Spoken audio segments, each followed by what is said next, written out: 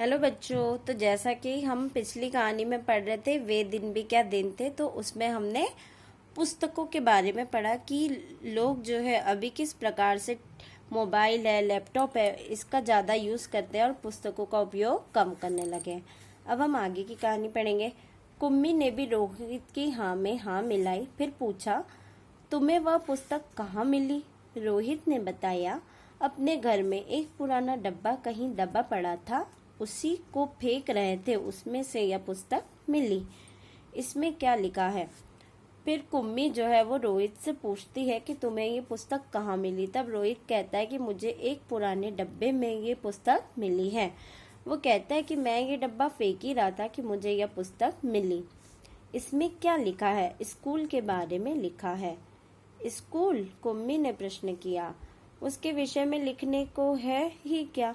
हर विद्यार्थी के घर पर एक मशीन होती है जिसमें टेलीविजन की तरह का एक पर्दा होता है।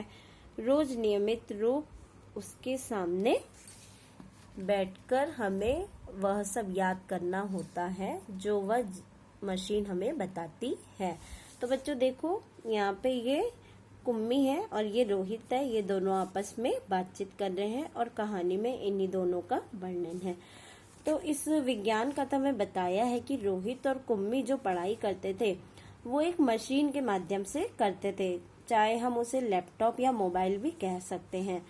तो ये जो विज्ञान कथा है इसमें विज्ञान के माध्यम से, आधुनिक तकनीकी के माध्यम से पढ़ाई का वर्णन किया गया है। लेकिन जो रोहित को जो डायरी मिलती है उसमें दादाजी जो है अपने स्कूल के बारे में लिखते हैं। तो कुम्मी कहती है कि स्कूल के बारे में डायरी में लिखने की क्या जरूरत है? स्कूल में क्या हम ऐसा क्या करते हैं? पढ़ाई लिखाई तो करते हैं, तो उसको लिख के रखने की क्या जरूरत है? कुम्मी ने प्रश्न किया। उसके विषय में लिखने को होता ही क्या है? तो उसे ऐसा लगता है कि जिस प्रकार हम मशीन के माध्यम से पढ़ते थे, तो उसे लगता था कि उनके दादाजी को भी मशीन के माध्यम से ही पढ़ना होता होगा।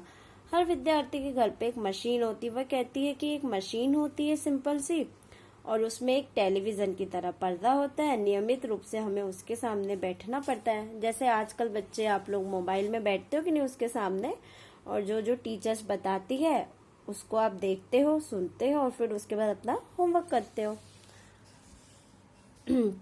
सारा गृह कार्य करके दूसरे दिन उसी मशीन में डाल देना होता है। जैसे बच्चों अभी आजकल हम लोग आपको क्या कहते हैं, जैसे मोबाइल के माध्यम से वीडियो भेजते हैं, लिंक भेजते हैं, आप उसे देखते हैं, समझते हैं, उसके बाद होमवर्क करके हमको सेंड कर देते। तो एक प्रकार से ये भी उसी तरीके की पढ़ाई की बात यहाँ पे हो रही है। देखो यहाँ पे वो मशीन दी हुई है ग्रीन कलर की, हमारी गलतियां बताकर फिर वह हमें समझाती है। तो कुम्मी कहती है कि वो एक मशीन होती है जो हमारी गलतियां हमें बताती है कि हमने कहाँ पे गलतियां की है।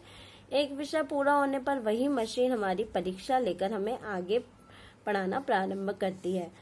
फिर कुम्मी कहती है कि वो मशीन जो है हमें सही गलत समझाती है, उसके बाद हमारी परीक्षा लेती है और परीक्षा होने के बाद हमें आगे का पढ़ाना शुरू करती है।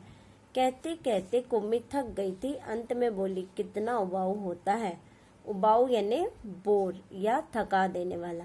यह सारा स्कूल का काम, वो कहती है कि ये सारा स्कूल का काम बहुत ही बोरिंग लगता है, थका देने वाला लगता है।